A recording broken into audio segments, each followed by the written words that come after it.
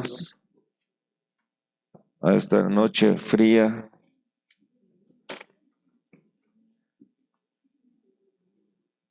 Iniciando un nuevo mes, ya entra septiembre y casi se acaba el año. Ya octubre, noviembre y diciembre, pues ya puras fiestas. Y estamos agradecidos con el Señor porque hemos avanzado en el Evangelio de Mateo. Hemos disfrutado bastante este libro en todo este año. En esta noche vamos a ver el capítulo 20 de Mateo, versículo 17. Mateo 20, 17. Vamos a ver una porción de la palabra.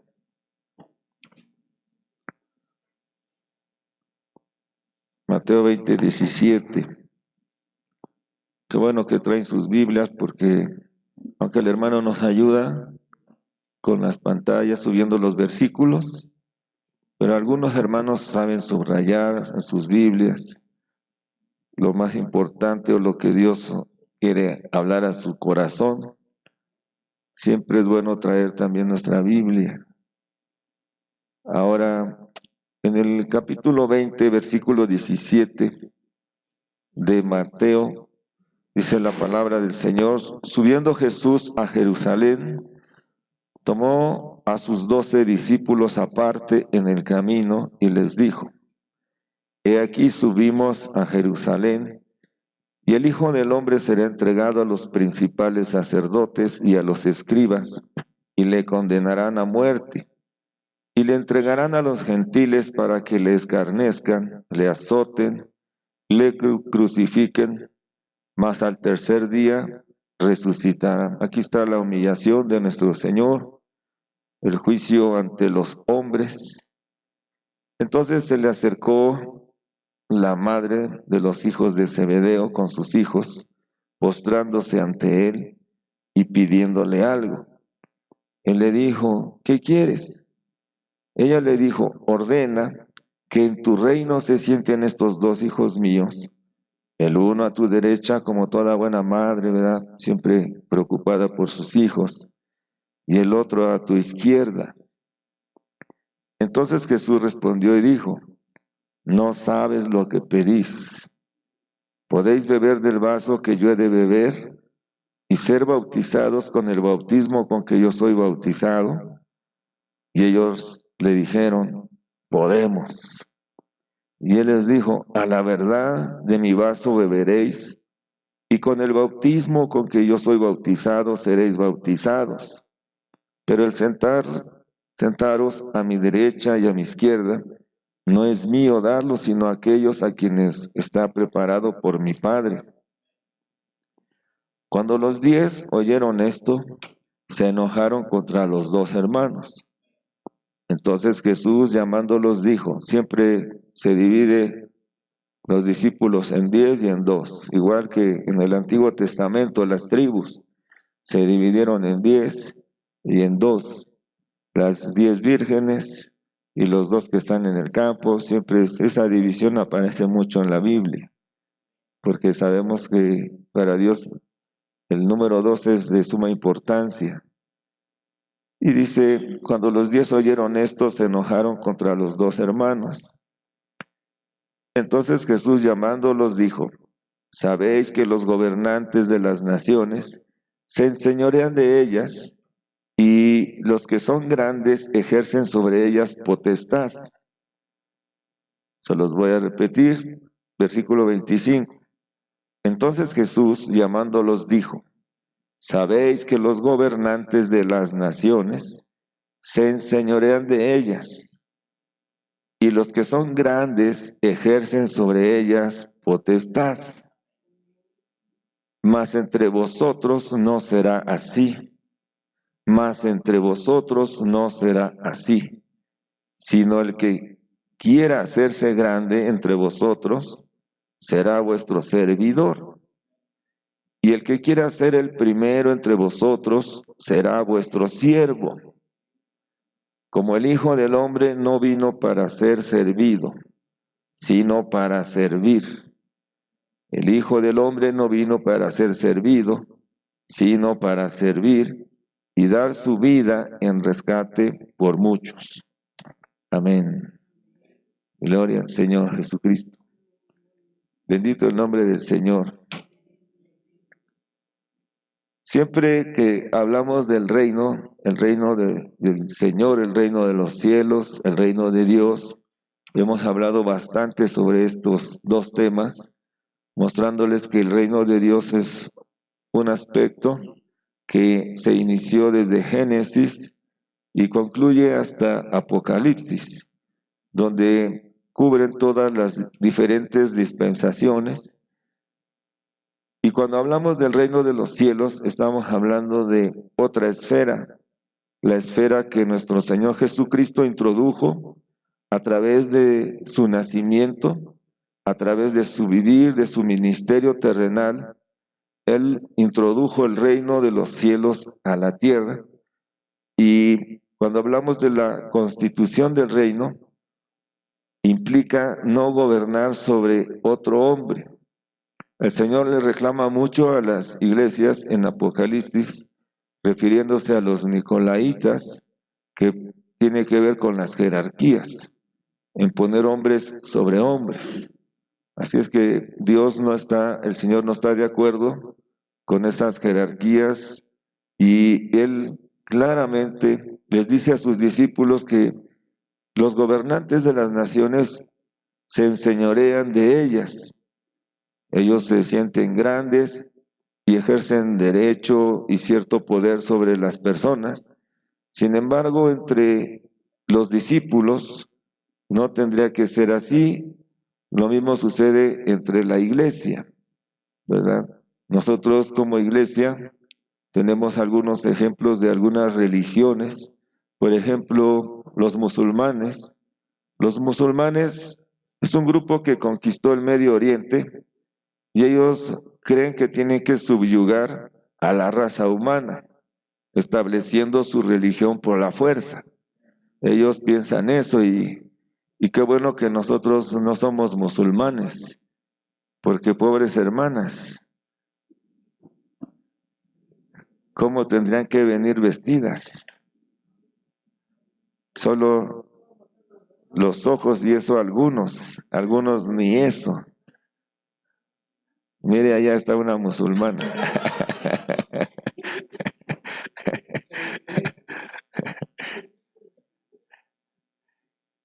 Siempre la religión impone, la religión quiere subyugar, quiere conquistar por la fuerza.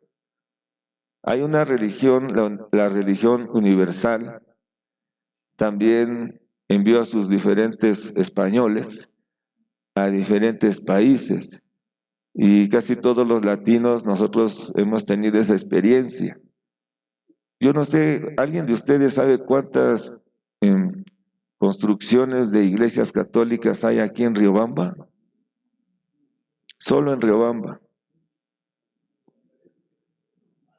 En el caso de nuestro país, en México, los españoles llegaban y donde veían un templo azteca o maya, ellos lo cubrían con tierra, y sobre esa construcción ellos construían sus sinagogas.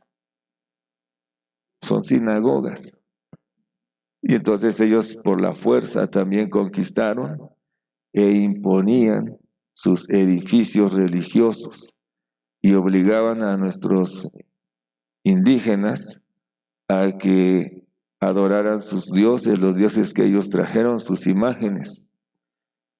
Y cuando nosotros tenemos la experiencia de conocer el Evangelio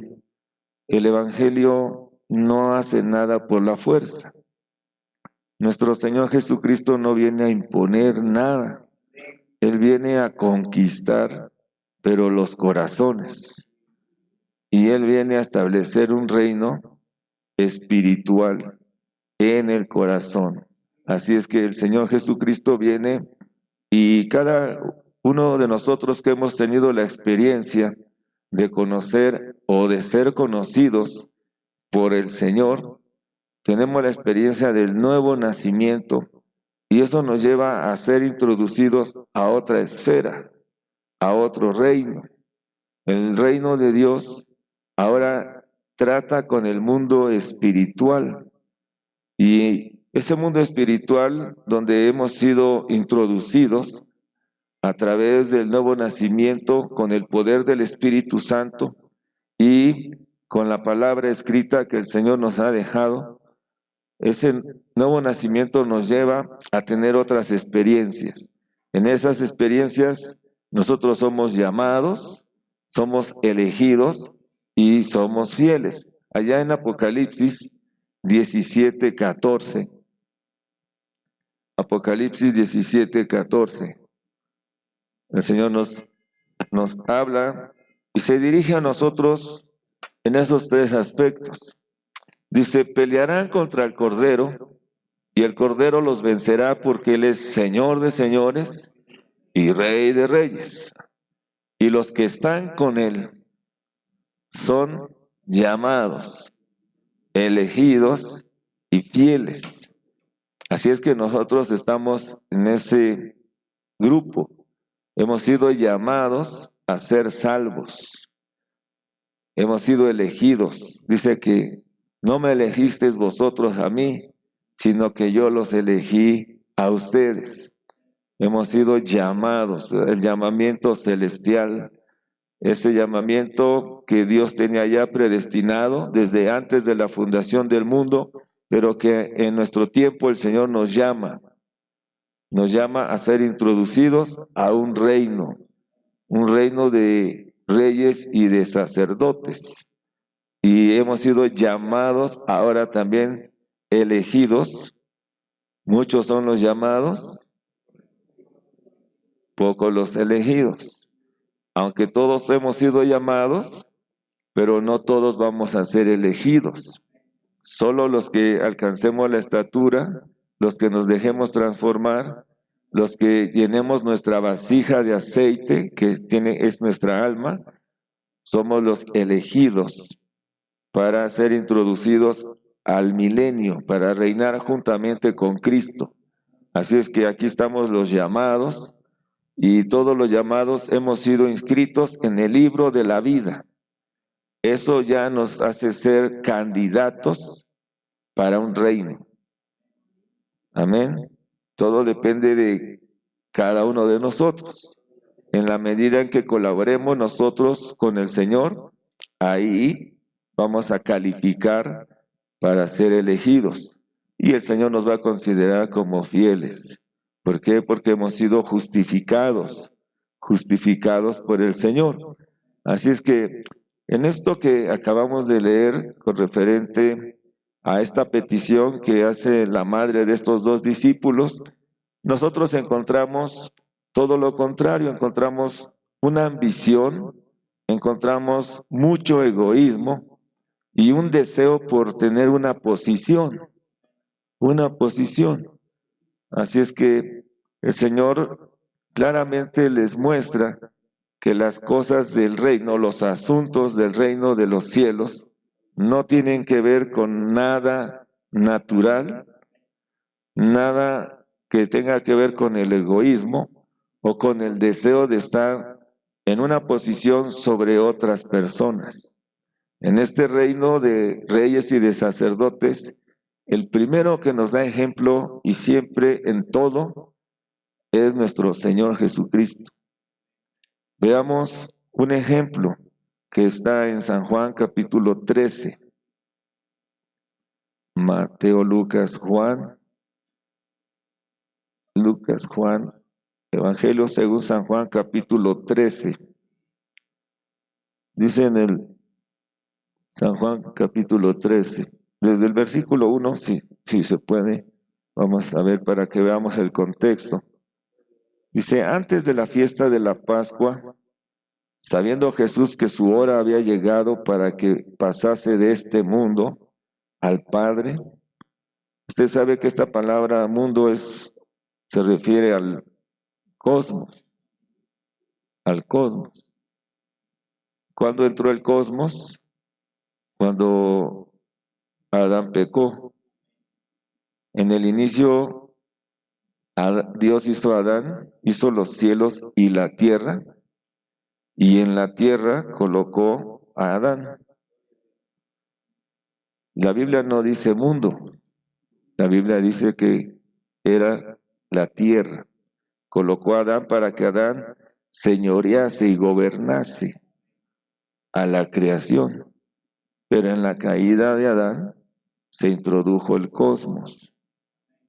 Otro mundo, quiere decir que es otro sistema que introdujo Satanás, un sistema de posición, un sistema de egoísmo, un sistema de ambición, de autoritarismo. Ese es el sistema que introdujo Satanás con la caída de Adán. Así es que nuestro Señor Jesucristo muchas veces nos muestra que Él estaba en este mundo, pero Él no era de este mundo, hablando de este sistema. Lo mismo la iglesia. La iglesia estamos en este planeta, Tierra, pero este planeta ha sido usurpado por otro sistema, un sistema de política, de religión y de cultura. Ese sistema que introdujo Satanás se llama cosmos, se llama mundo. Y el Señor nos dice que nosotros no nos dejemos llevar por la corriente de este cosmos, ¿verdad? Entonces el reino del Señor introduce otro sistema.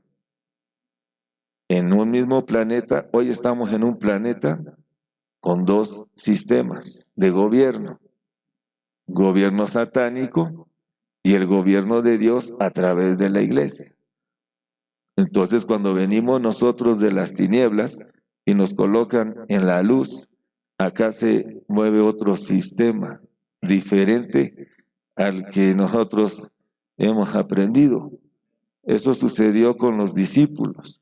El Señor les tenía que mostrar que estaban ya en otro sistema, en otra corriente, en otro reino. Y el reino de Dios es diferente al reino de las naciones. Acá en el reino de Dios dice, el que quiera ser el primero, sea el que sirva. Es totalmente todo lo contrario que en el sistema de este mundo, en la corriente de este mundo. Y entonces, como siempre, el Señor da ejemplo. En el capítulo 13 dice que llegó la hora para que pasase de este mundo al Padre. Como había mandado a los suyos que estaban en el mundo, los amó hasta el fin. Los amó hasta el fin. Y cuando cenaban, como el diablo ya había puesto en el corazón de Judas Iscariote, hijo de Simón, que le entregase, sabiendo Jesús que el Padre le había dado todas las cosas en las manos y que había salido de Dios y a Dios iba, se levantó de la cena y se quitó su manto. Aleluya. Se levanta de la cena y se quita su manto. El manto del Señor representa las virtudes y los atributos que el Señor tiene en su expresión. Se los voy a repetir. El manto representa las virtudes y los atributos que el Señor tiene en su expresión. Quitarse el manto es despojarse de lo que Él es en su expresión. Jesús se quita el manto y dice la palabra, se levantó de la cena, se quitó su manto y tomando una toalla, se ciñó.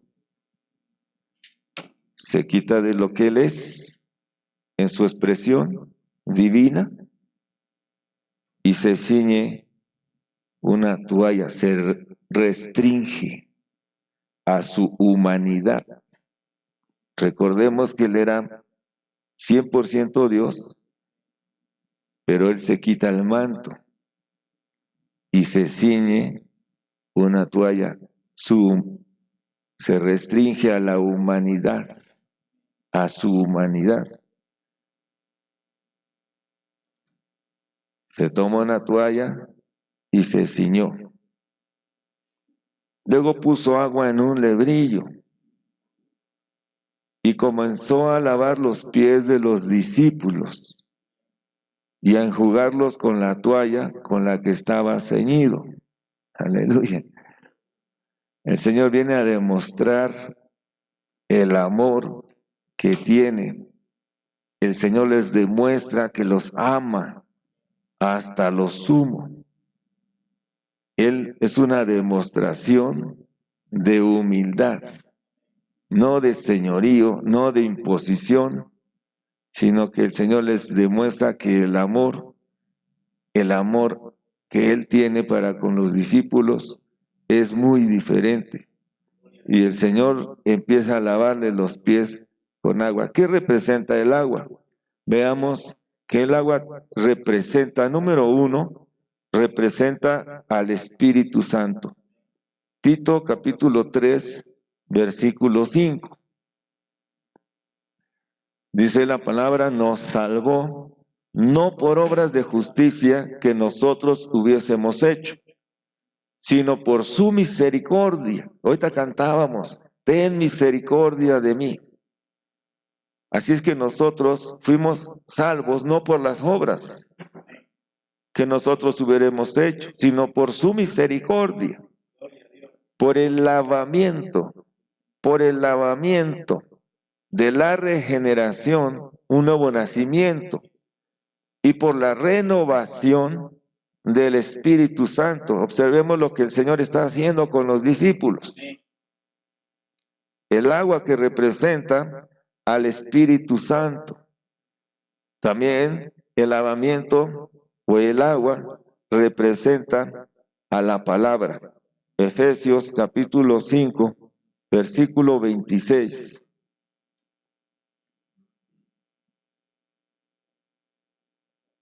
Efesios capítulo 5, versículo 26.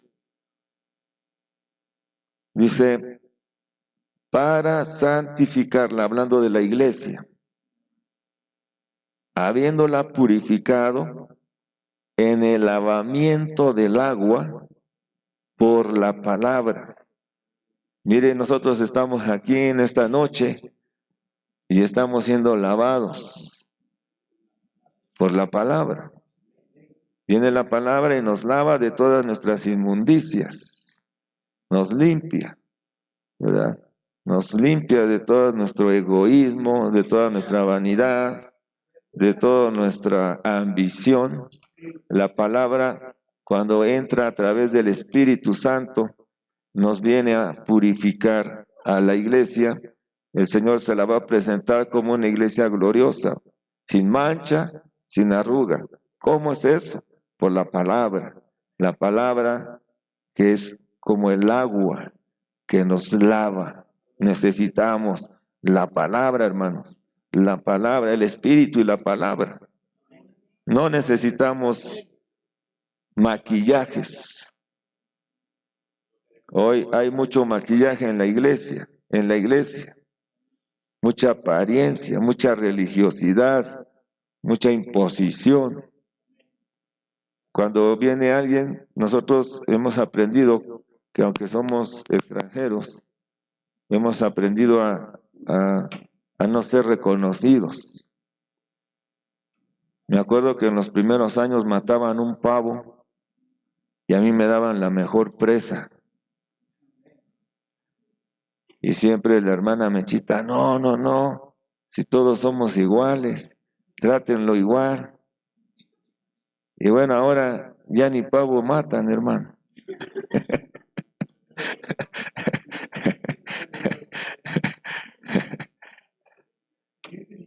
Ya hasta me tratan igual. ¿Qué pasa, ñañito? Y me codean. En este diciembre sí, porque no voy a estar. Justo. Señor Jesús. Pero qué ejemplo más glorioso que tenemos de nuestro Señor Jesucristo.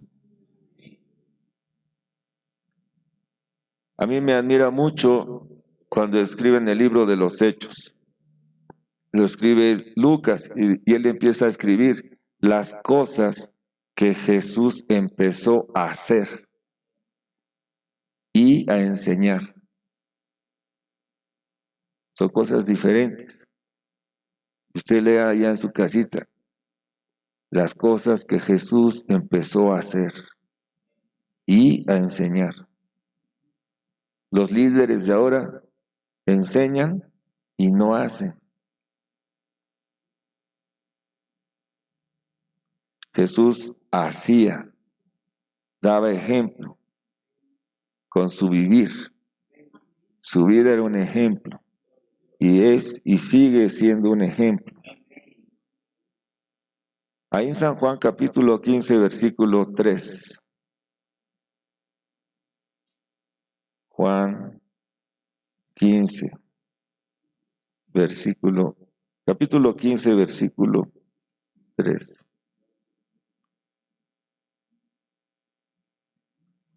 Fíjese bien. Ya vosotros estáis limpios. ¿Por qué? Por la palabra. La palabra, hermanos, representa el agua. Y miren, en el capítulo 19, versículo 34, San Juan 19, 34.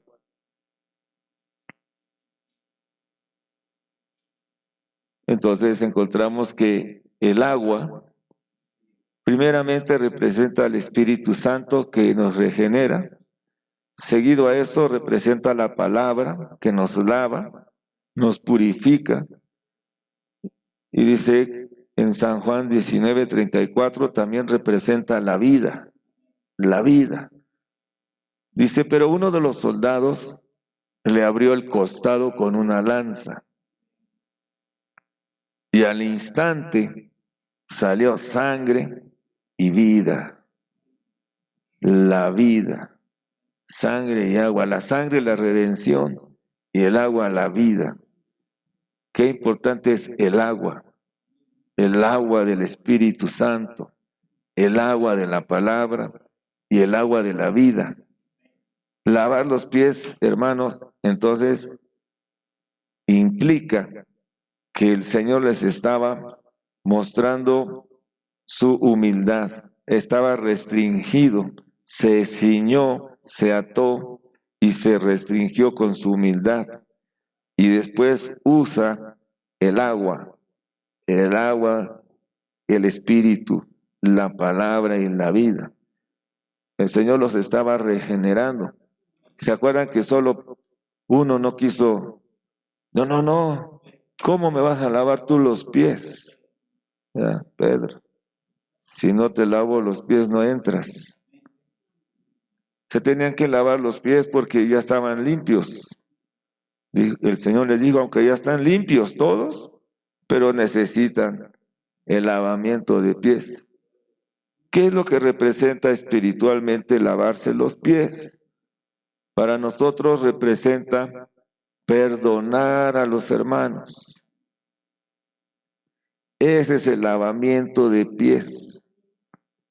Mire, entre más tiempo tenemos de estar juntos, más cosas tenemos que perdonarnos. Entonces nosotros debemos de lavar los pies, pero no literal, sino espiritual. No tener nada en el corazón contra ningún hermano. Eso es lavarle los pies al hermano. Te perdono. Perdono. Perdono. Implica que yo voy a ser sanado. Dono. Te dono. Perdono. Olvido lo que me hiciste. Y ese beneficio primeramente es para el que perdona. El que perdona es el primer beneficiado. Así es que nosotros debemos de perdonar a todos los hermanos, no tener en nuestro corazón nada, porque el Señor les ordenó a sus discípulos, una vez que Él les dio ejemplo.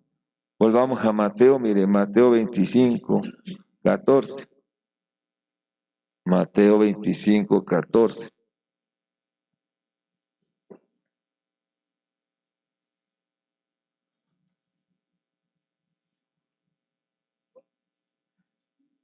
No me equivoqué de cita aquí. Esto lo leímos acerca de los dones, ¿verdad? Aquí en Mateo 25, 14 el Señor entrega los dones a la iglesia. Eso nos capacita para que nosotros hagamos lo mismo que hizo el Señor Jesucristo. Así es que el Señor ahora equipa a la iglesia con los dones y con los talentos que Él ha dado. Y dice la palabra en Primera de Corintios, capítulo 12, Primera de Corintios, capítulo 12, versículos del 4 al 7. Miren. Ahora bien, ¿lo tenemos? Vamos a repetirlo. Ya en Mateo ya estudiamos en la reunión anterior los dones y los talentos, por eso no me detuve mucho ahí. Pero quiero avanzar con lo que dice Corintios. Dice, ahora bien, hay diversidad de dones, pero el Espíritu es el mismo. Versículo 5. Y hay diversidad de ministerios, pero el Señor es el mismo. Y hay diversidad de operaciones, pero Dios, que hace todas las cosas en todos, es el mismo.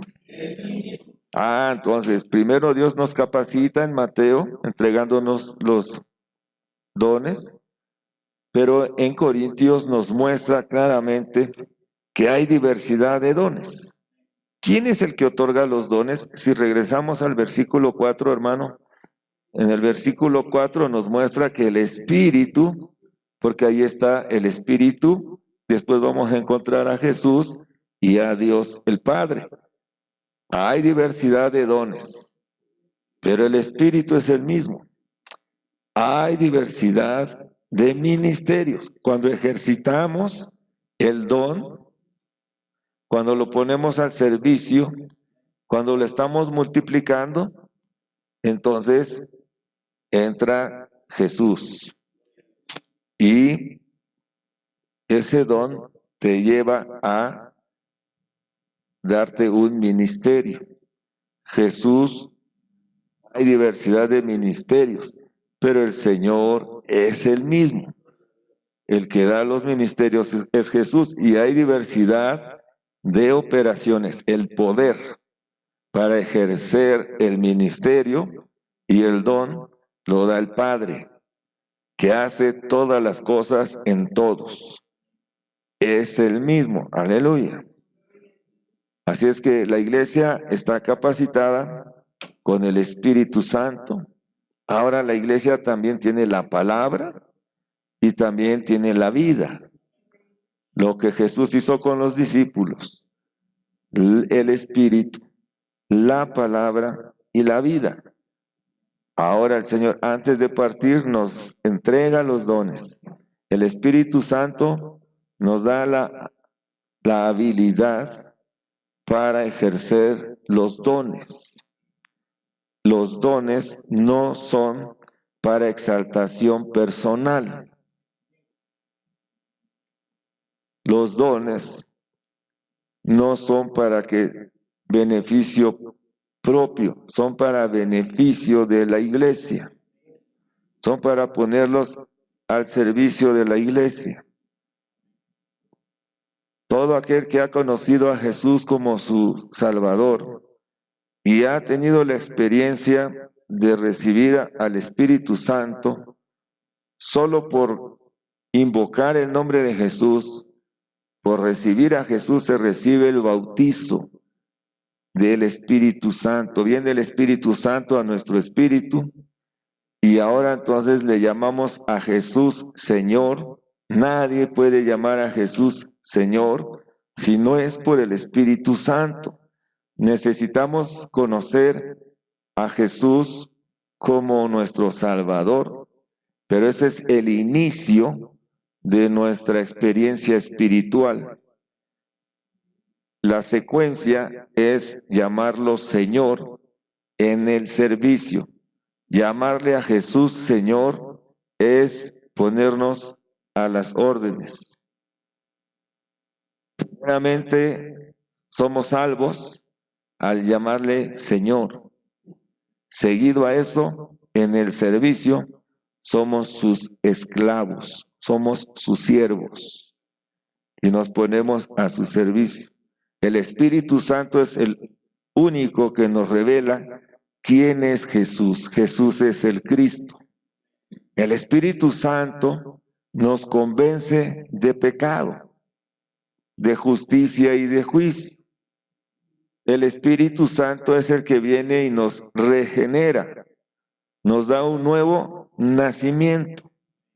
El Espíritu Santo es el que nos unge a través de la persona de Jesús. El Espíritu Santo nos separa para un servicio, porque el Espíritu Santo es el que reparte los dones como Él quiere, con liberalidad. Pero a todo el cuerpo de Cristo el Espíritu Santo le ha otorgado dones. Ahora, el Espíritu Santo es el que nos bautiza, nos introduce a ser miembros del cuerpo de Cristo. El Espíritu Santo, una vez que entra a nuestro corazón, nos sella. Es el sello. Ese sello implica seguridad, propiedad. Somos del Señor. El Espíritu Santo entra en función y nos llena, nos introduce al reino. Quiere decir que ahora el Espíritu Santo está dentro de la esposa. El Espíritu Santo está dentro de la novia. El Espíritu Santo está limpiando, preparando a la novia para las bodas del Cordero. El Espíritu Santo nos lleva a tener una experiencia con Cristo y cuando tenemos la experiencia con Cristo, nos introducen al Padre. Quiere decir que una vez que el Espíritu Santo nos lleva a tener esas experiencias, ahora ya conocemos a Jesús como nuestro Señor y Jesús es el camino que nos lleva al Padre. Ahora, una vez que tenemos esas experiencias, tenemos la autoridad de atar y de desatar. La iglesia tiene esa autoridad. ¿Cuándo es cuando se envió al Espíritu Santo? Primeramente fue enviado a los judíos que creyeron en Jesús en el libro de los Hechos. En el aposento alto se les otorgó el Espíritu Santo a los judíos y ahí estaban 120 judíos, entre ellos María, la madre de Jesús, no la madre de Dios, sino la madre de Jesús. Después, Pedro predicó y se añadieron en sus dos predicaciones 3,000 y 5,000. Quiere decir que ellos tuvieron la experiencia del Espíritu Santo. 10 años después, Pedro tiene la experiencia de ver un lienzo que baja del cielo con toda clase de animales, los gentiles. Y el Señor le muestra que también a los gentiles les es otorgado el Espíritu Santo. Ahora entonces, los dones del Espíritu Santo están en la iglesia. La iglesia que se compone de judíos creyentes, gentiles creyentes. Ahora nosotros tenemos esa bendición de servir al Señor a través de los dones otorgados. Y como ya vimos, Cristo es el que da los ministerios. Veamos Efesios capítulo 4. Efesios capítulo 4, versículo 8. Vamos a leer desde el versículo 1, Efesios 4, del 1 en adelante, para que veamos el propósito. El propósito. Desde el versículo 1 dice: yo pues preso en el Señor, os ruego que andéis como es digno de la vocación con que fuisteis, ¿qué?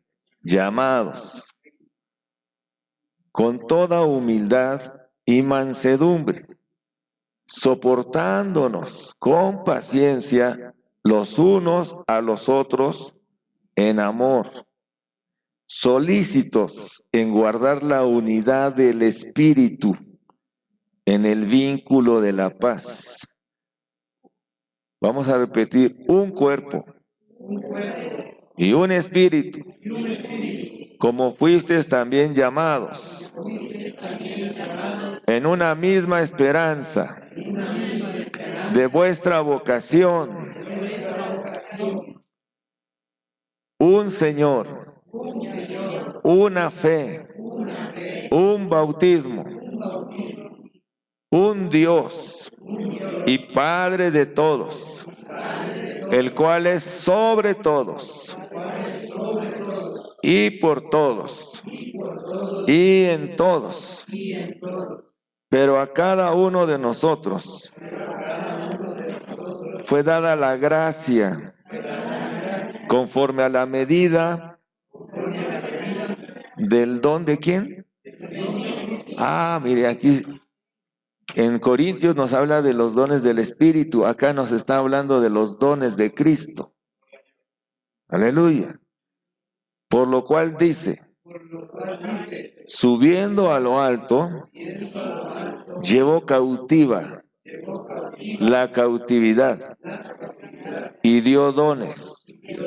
En el original dice: dio dones hombres, porque siempre nos escriben dio dones a los hombres.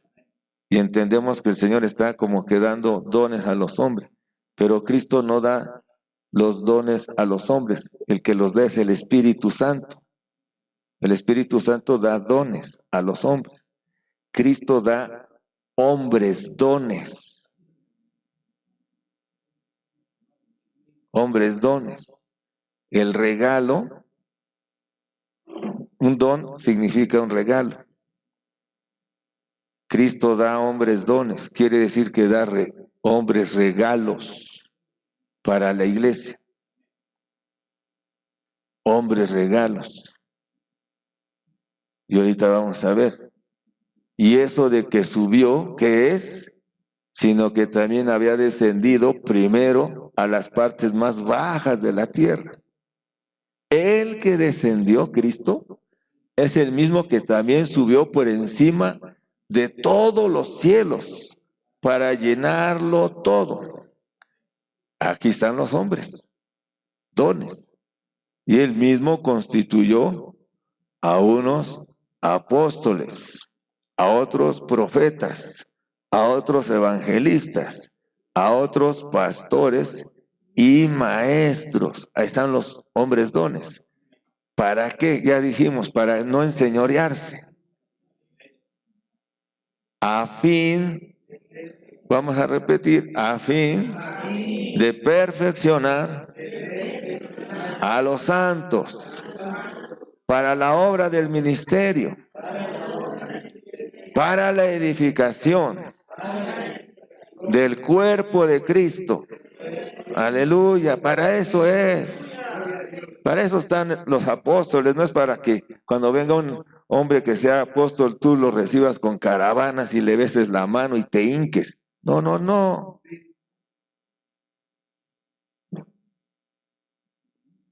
Son hombres dones, regalos para ti.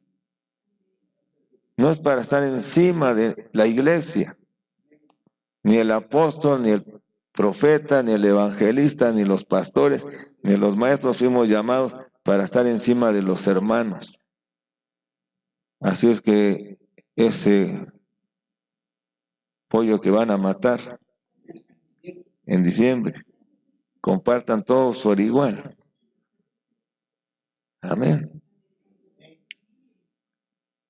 ¿Quién es el que da a los hombres dones? Cristo, hermano. Para que la iglesia sea perfeccionada. Aleluya. Bendito el nombre del Señor.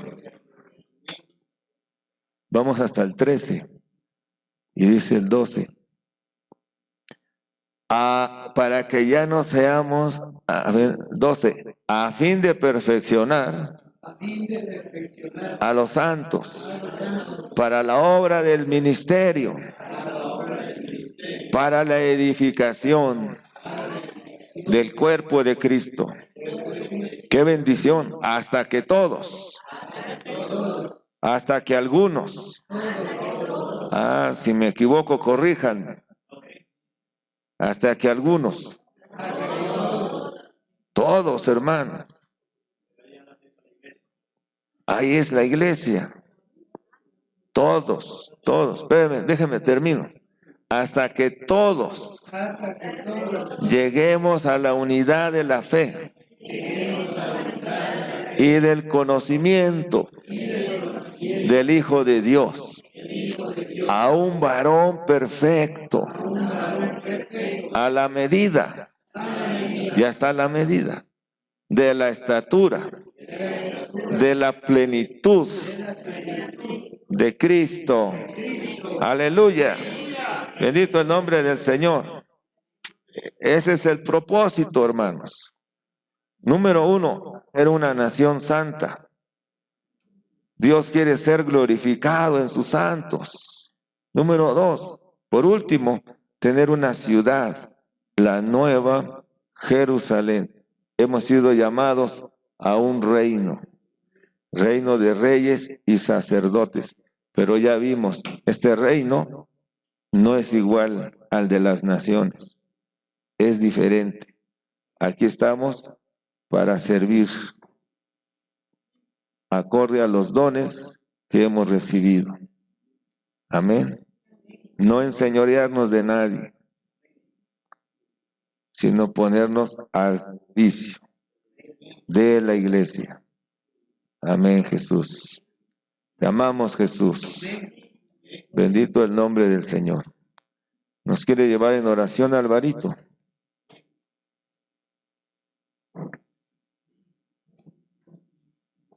Gracias, Señor, por dar,